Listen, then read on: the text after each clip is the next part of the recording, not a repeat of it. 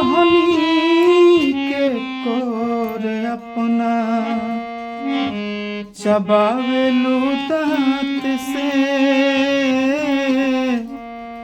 पागल बना देले बारू पहिल के मुलाकात से। ओहनी के कोर अपना चबावेलू दांत से पागल बना देले बारू पहिल के मुलाकात से। नहिया सनिया के नेवता नहिया सनिया के नेवता तू जहिया से भेजले बारू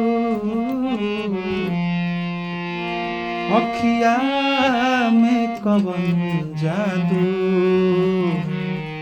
चोरा के तू रखले बारू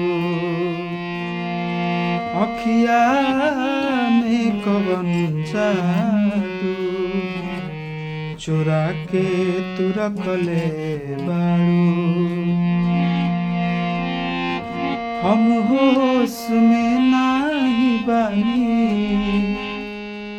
हम होश में नाही बानी तू जहिया से तकले बारू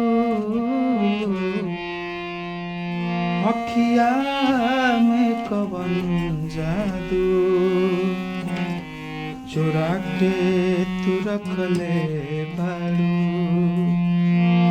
अखिया में कवन जादू चोरा के तू रखले बारू।